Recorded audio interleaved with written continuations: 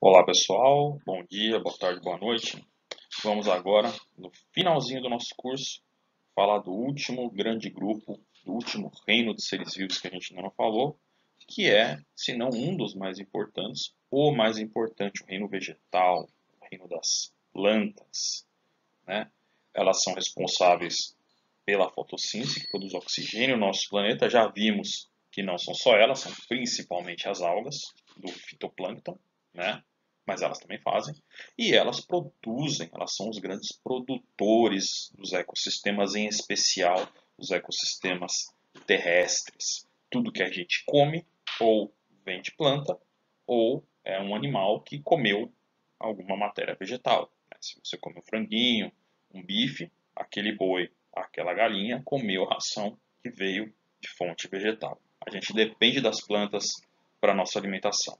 Bom, acho que vocês já sabem, dá para entender que elas são muito importantes, né? Então, rapidamente, sem mais delongas, vamos a elas. E aí, listado, a gente tem uma pequena lista das características que definem ou que estão presentes no reino vegetal. As três primeiras não devem ser novidades para a gente, né? São seres eucariontes. Eu já vou mostrar no próximo slide uma célula vegetal, uma célula com núcleo, com organelas, uma célula que a gente sabe hoje que é uma célula eucarionte. Procarionte só bactéria. São multicelulares, então a gente viu que algumas algas podem ser unicelulares, mas que as plantas todas são multicelulares. E são seres autotróficos fotossintetizantes. O que isso significa? Significa que as plantas, para conseguir alimento, elas mesmas o produzem. Como? Por um processo chamado fotossíntese. Foto quer dizer luz. Produzem utilizando a energia luminosa. Como assim? Eu, eu preciso de nutrientes para viver, eu preciso de um monte de coisa. Onde eu consigo esses nutrientes, proteínas, sais minerais? Eu como. Acabando aqui de gravar, eu vou almoçar, tá? E eu vou comer açúcares, proteína, gordura que eu preciso para viver. A planta, obviamente, ela não come, né? De onde ela tira os nutrientes dela? Ela tira da fotossíntese. É um processo pelo qual, com o gás carbônico que está aqui na atmosfera, a água que está no solo, a planta consegue produzir os seus próprios açúcares. De novo, se eu preciso de açúcar, eu vou tomar um cafezinho ali adoçado, comer alguma coisa, se minha glicemia estiver baixa, coisa assim, né? A planta não, ela só precisa de luz do sol, água e gás carbônico e ela vai produzir a própria glicose, ela vai produzir os próprios açúcares. Para outros nutrientes, sais minerais e outras coisas, ela pega pela raiz. Mas os açúcares, a matéria orgânica básica, ela que fabrica. Isso que quer dizer ser autotrófico, fotossintetizante. Até aí, autotrófico e fotossintetizante, as algas também são multicelulares, as algas também podem ser, né? O que então diferencia as plantas das algas? Né? Qual é a principal diferença? Tem algumas, né? Eu vou começar por uma que nem está aí. A maioria das plantas, a gente vai ver, elas têm tecidos organizados, que é uma coisa que falta nas algas. Tá bom? Tecidos organizados, né? As plantas têm tecidos diferentes. Um tecido que faz fotossíntese, outro tecido de sustentação, outro tecido na raiz, outro tecido de transporte. A gente vai falar um pouquinho disso. Algas, em geral, elas só têm um talo e células mais ou menos indiferenciadas. Tá? Não tem muita diferenciação de células. As plantas têm o amido como substância de reserva, já falamos desse cara faz tempo. É um polissacarídeo, um açúcar. Quando você come arroz, você está comendo basicamente amido. Quando você come o mandioca, né, basicamente amido. Algumas algas também têm.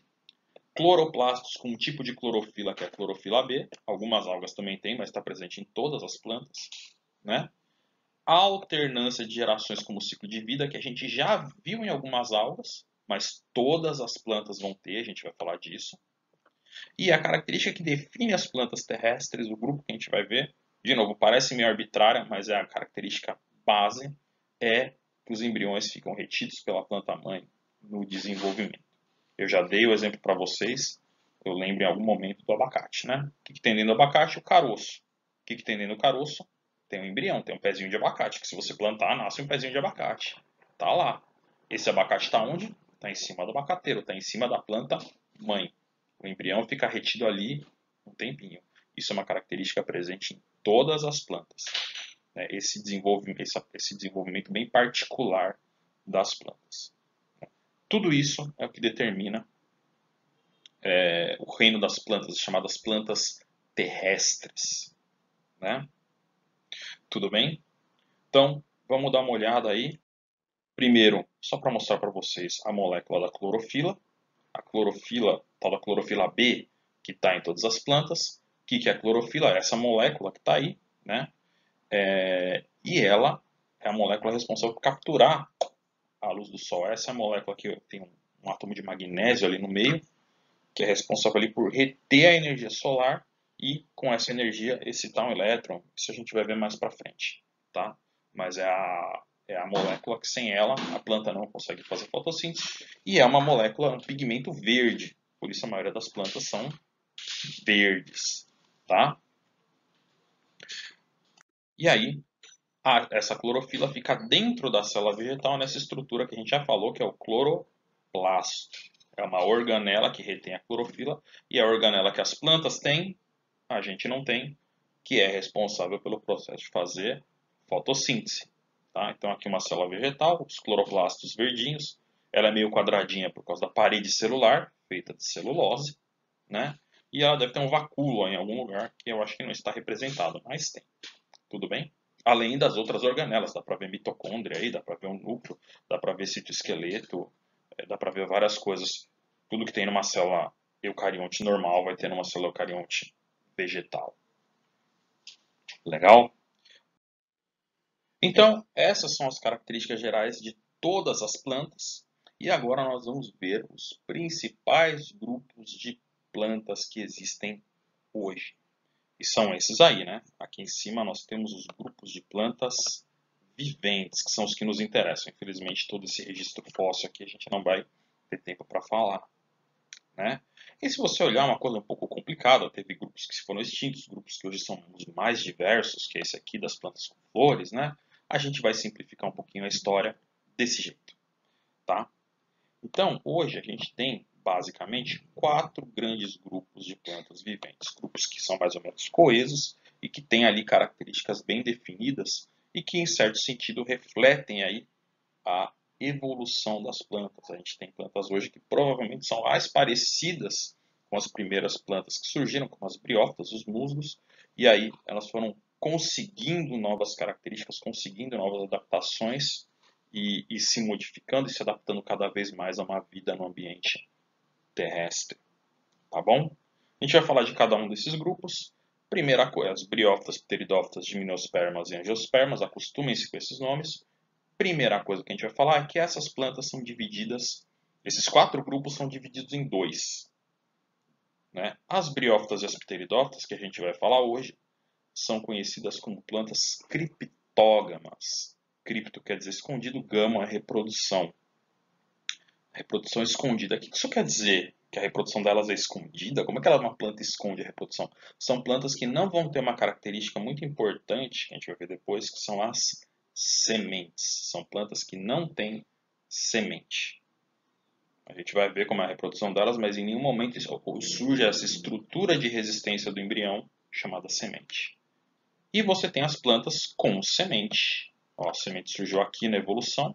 E aí as plantas que evoluíram depois, as gimnospermas e angiospermas, são as chamadas plantas com semente, as chamadas fanerógamas. Eu queria, porque queria falar tudo de planta de uma vez só numa aula, tá? Não vai dar. Vamos falar das criptógamas hoje, vamos falar das fanerógamas na aula que vem. Preparem-se para a aula que vem, porque vai ser a nossa aula derradeira, mas vai ser muito importante. A gente vai entender hoje por que as fanerógamas são os grupos mais importantes de plantas. Tá? Se você pensar numa planta, você vai estar pensando numa planta fanerógama. Tá? Pensa numa planta rápido. Ou então, vai lá na cozinha e encontra algum vegetal. Vai no jardim e encontra um vegetal. Te garanto, ou quase certeza, quase certeza. Talvez você encontre uma samambaia no meio do caminho, mas quase certeza que você vai encontrar uma fanerógama. Tudo bem? Vamos então ver cada uma dessas plantas, começando pelas chamadas briófitas, ou grupos de plantas avasculares. A é negação, vascular, não tem vasos condutores de seiva. Então essas plantas elas não têm essa característica que a gente vai ver que as outras plantas têm. Elas não têm, a maioria dos grupos de plantas tem vasos para conduzir a água que as plantas absorvem da raiz, os sais minerais, tem vasos condutores de seiva. Essas aí não tem. E quem são as plantas vasculares? São as briófitas, são os musgos, ou aí as hepáticas, os antóceros, né? O pessoal conhece como musgo. São plantinhas bem comuns em ambiente úmido e que não pega sol muito frequentemente. Garanto que se a gente andar aí pelo campus do IFPA, ver numa casca de árvore, às vezes até numa mureta, né, num pedaço de concreto, um lugar mais úmido ali, a gente vai encontrar essas plantinhas crescendo. São bem pequenininhas, parece um matinho, uma graminha crescendo. Tá? Talvez você nunca nem tenha prestado atenção nessas plantas, mas elas estão aí, né? Como eu acho que eu já mencionei, mas vou mencionar de novo, essas plantas ainda são muito primitivas. Elas não têm raiz caulifolha verdadeiro. Tem estruturas que são parecidas, né, o rizoide, cauloide, filoide, que a gente chama, mas que não tem a mesma estrutura anatômica, morfológica. E por isso não dá para chamar de folha mesmo. É um folíolo, parece uma folhinha, está ali, mas não tem estrutura de uma folha. Tá? Elas são pequenininhas, em parte pela característica que as define, né? São plantas avasculares, elas não têm os vasos para conduzir a seiva pelo corpo todo dela, então ela não pode ser muito grande, porque a água que ela absorve lá da raiz não tem como chegar lá em cima, não tem como subir, não tem esses vasos condutores. Então, ela não cresce, ela é pequenininha. E o transporte de água se dá por difusão, célula a célula, por osmose, né? Da mesma forma, a distribuição dos nutrientes, célula a célula. Por isso essas plantas têm que ser pequenininhas, né? E a gente vai ver que elas não têm cutícula, elas não têm uma série de estruturas que protegem elas contra a dessecação. Elas dependem do ambiente úmido. Se você pega uma briófita, tira ali do ambientezinho que ela está, para analisar como se faz aí, você vai ver que logo ela seca. Ela não consegue sobreviver muito tempo. Tá? Então, essas aí são algumas briófitas, parece uma matinho, né? Essa é a cara delas. Vamos falar agora então, né, de como é o ciclo de vida desses caras, né? Não sei se vocês se lembram, né? E eu falei nessa aula que o ciclo de vida das plantas, todas elas é de alternância de gerações. É o ciclo haplodiplobionte. Falamos disso já. Falamos disso. Lá, ainda esse ano, quer dizer, ano passado, mas esse ano letivo, né? O que isso significa? Isso significa que essas plantas elas têm duas fases distintas de vida. Uma chamada esporófita, que gera esporos. Esses esporos se desenvolvem no gametófito, que gera gametas, que vão fazer a fecundação e gerar um zigoto, que vai dar outro esporófito. O ciclo de vida é a alternância de gerações, como está aí, né? Alternando entre uma geração haploide e uma geração diploide. Vimos isso esse ano letivo ainda, lá em Biologia 1, diploide, haploide, com conjuntos cromossômicos. Tudo bem? Então você tem um gametófito, algumas algas, eu falei de ciclo rapidão com as algas. O gametófito multicelular, ele é haploide, ele produz gametas, a gameta só tem uma função no universo, que é um juntar com o outro, formar um zigoto. Esse zigoto cresce por mitose, vai gerar uma outra fase do ciclo de vida que é o esporófito. O esporófito vai produzir esporos por meiose. Esses esporos só têm uma função no universo, que é se dispersar. Ele não junta com ninguém, ele só se dispersa. Se ele cair lá no lugar certo, ele cresce. É isso que um esporo faz. Tá? E é assim que funciona o ciclo de vida das briófitas. Vamos ver então como é que acontece? Vamos. Então, se você olhar lá na mureta, no lugar úmido, ou no tronco da árvore ali, o matinho crescendo, você vai ver o matinho crescendo, o musguinho. Esse musguinho, ele tem um nome. O nome dele é gametófito. Que bonito, né? Aquela parte da graminha é o gametófito.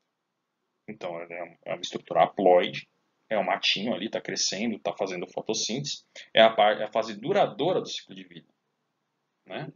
E sendo o gametófito, em dado momento, vai ter uma estrutura lá na ponta do gametófito que vai formar gametas. Geralmente, na maioria das espécies, se não em todas, a gente tem o gametófito masculino e o feminino, pelo menos para os musgos. Então você tem o musgo macho e o musgo fêmea.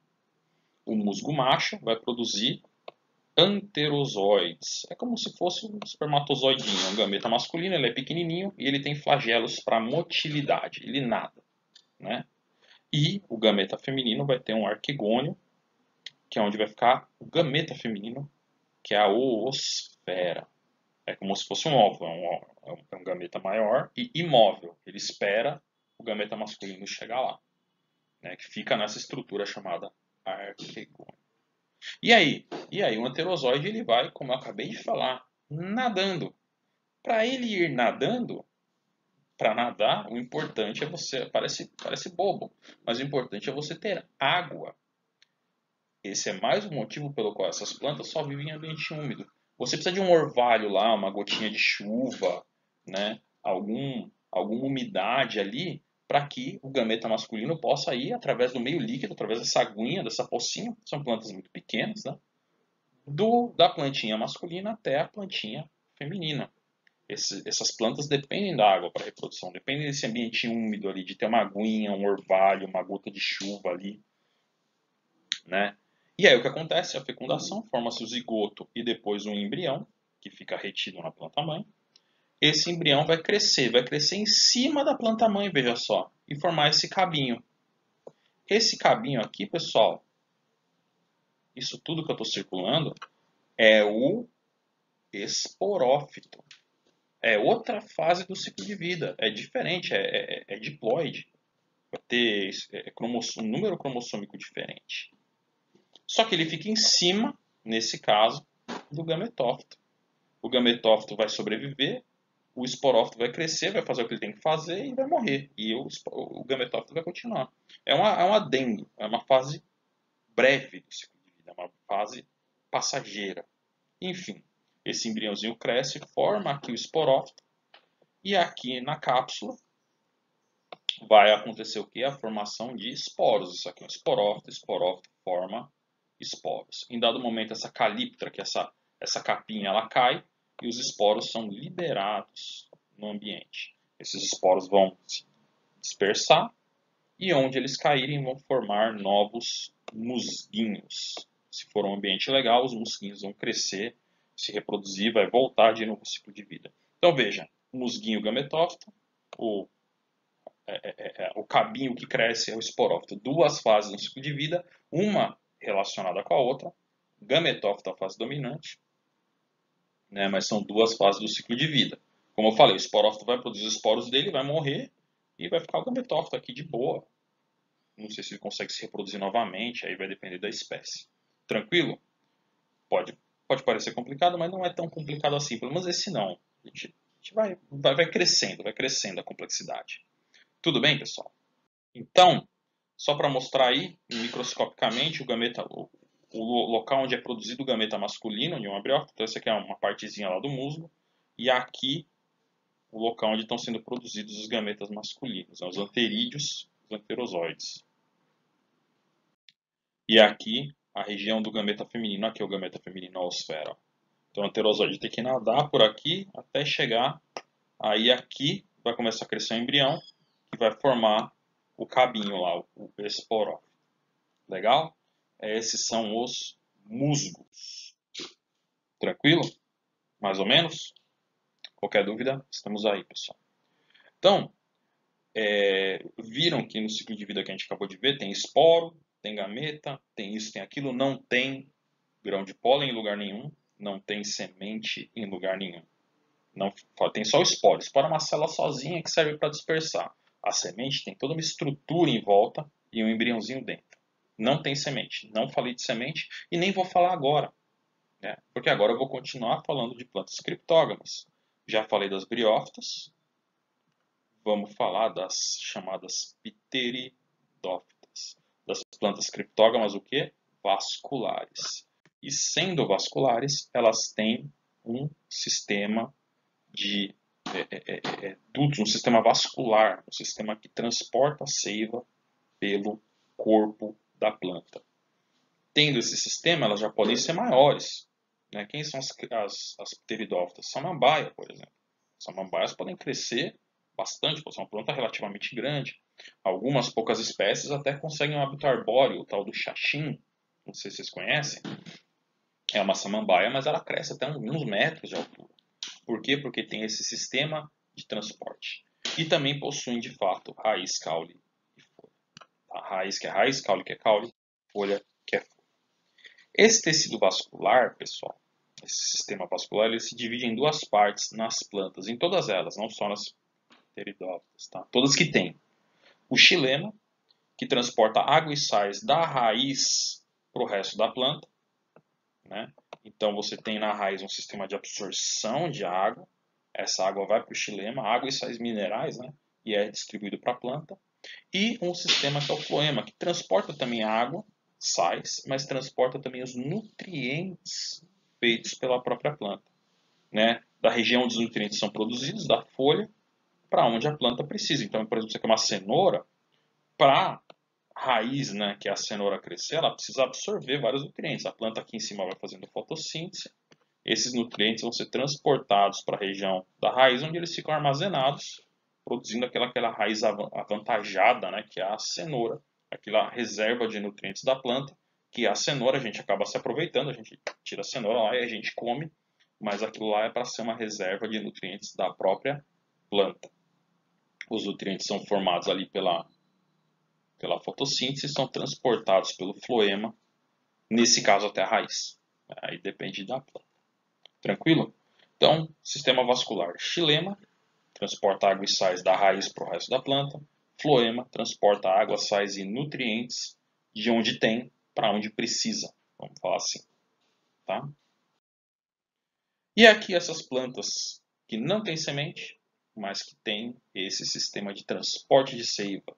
Aqui, ó, a planta do xaxim é uma samambaia. Aqui, ó, a samambaia que provavelmente tem, talvez na sua casa, né, uma planta bem comum lá no campus, tem um monte.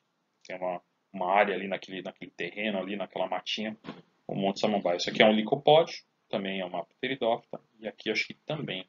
Ou isso aqui é uma selaginella. Com essa imagem, essa baixa resolução não dá para ver. Mas são pteridófitas, tá, pessoal? Aqui é a ideia de uma pteridófita, então você tem a folha, geralmente uma folha composta, né? Daí o nome pteridófita, parece uma pena, samambaia. O rizoma, que é um caule, e geralmente fica até subterrâneo, mas é um caule. E as raízes saindo do rizoma. Raiz, caule e folha. E vamos falar do ciclo de vida desses caras, né? Como eles se reproduzem ainda sem semente, não vou falar de semente, mas também com a alternância de gerações, também com o ciclo haplodiplo bionte, tá? Vamos lá. Então, se vocês já viram uma samambaia com um pouquinho, já examinaram com um pouquinho só de paciência, um pouquinho mais de delicadeza, vocês já viram essas estruturas geralmente na parte de baixo da folha. São os soros. O nome disso é soros. São estruturas que são importantes para a reprodução. São as estruturas que vão produzir os esporos para a reprodução da samambaia. Como isso acontece? Vamos lá. Então, olhe para a samambaia. Vai lá no Instituto Próximo lá, olhe lá no terreno, procure uma samambaia. E olhe para ela por alguns instantes. Aí você vai falar assim, eu estou olhando para um esporófito. É isso aí. A samambaia é o esporófito. Isso significa que é a fase diploide do ciclo de vida. Isso significa que é a fase do ciclo de vida que vai produzir esporos. Tá? No caso da samambaia, no caso das pteridófitas, o esporófito é a fase dominante. Volta um pouquinho essa aula, você vai ver que nas briófitas, quem era a fase dominante era o gametófito, a fase que durava. Aqui é bem ao contrário. O esporófito é que fica. A samambaia vive anos, vive décadas. Fica lá, né? O gametófito, a gente vai ver, a vida dele é muito curtinha. A vida dele aparece, some, já foi, já era. Esporófito é a fase dominante. Esporófito produz esporos, lá nos soros. Lá dentro dos soros você vai ter estruturas, né, esporângios, que vão produzir os esporos por meiose, em dado momento isso arrebenta, liberando essas células, esses esporos, e a única função da vida dos esporos é se dispersar. Eles são carregados pelo vento, são células, né, são muito pequenos. Onde eles caírem, eles vão crescer. Crescer formando o quê? Uma outra samambaia? Ainda não. Crescer formando esse bagulho aqui. Um gametófito, que na samambaia é chamado de prótalo ou protalo. Eu já vi com e sem acento, tá, pessoal? Eu chamo de prótalo, que eu acho mais bacana. O prótalo, ele é bem pequenininho, tem alguns centímetros, por isso ele é muito difícil de encontrar. Eu raras vezes vi um na vida, né? Ele tem geralmente esse formatinho de coração. Ele vive um tempo, ele faz fotossíntese, ele tem estruturas como que funcionam como raízes, né, para absorver nutrientes, ele cresce e ele é a fase o quê? Gametofítica do ciclo de vida. Ele é o gametófito, ou seja, em dado momento ele vai produzir gametas. Ele cresce um pouquinho, vive um pouquinho, ele é bem pequenininho e geralmente ele é hermafrodita, ele vai produzir tanto gametas masculinos quanto femininos. E aí os gametas masculinos produzidos no anterídeo, os anterozoides, de novo, vão ter que ir até o gameta feminino. O masculino vai ter que nadar até o gameta feminino. De novo, tem que estar num lugarzinho ali que tenha uma umidade, um orvalhinho, uma gotinha d'água, para esses gametas irem nadando. Ou, né, realizando autofecundação ali no mesmo prótalo, ou nadando até encontrar um outro prótalo que ele possa fecundar. Tanto faz. Não sei se o que é preferencial aí, né? Evolutivamente eu tendo a pensar que a reprodução cruzada é bem preferencial, mas enfim, cada espécie é uma espécie. Então, esses gametas vão nadando e fecundam, o gameta masculino fecunda a oosfera, que é o gameta feminino. Ocorre a formação de um embriãozinho. Esse embriãozinho vai começar a crescer em cima da planta mãe, vai começar a se desenvolver, né? Aqui, ó. E aí, ó, o prótalo, o embriãozinho vai se tornar o quê? Uma samambaia que vai crescer em cima do prótalo, que vai crescer em cima do gametófito. E o gametófito? O gametófito morre, ele degrada.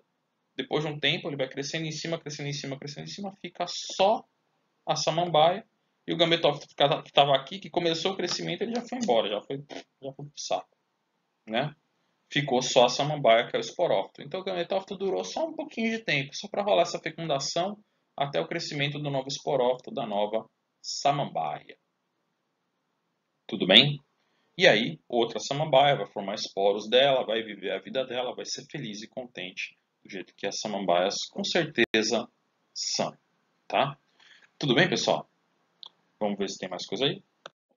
Beleza, então isso encerra a primeira parte da nossa aula sobre as plantas criptógamas.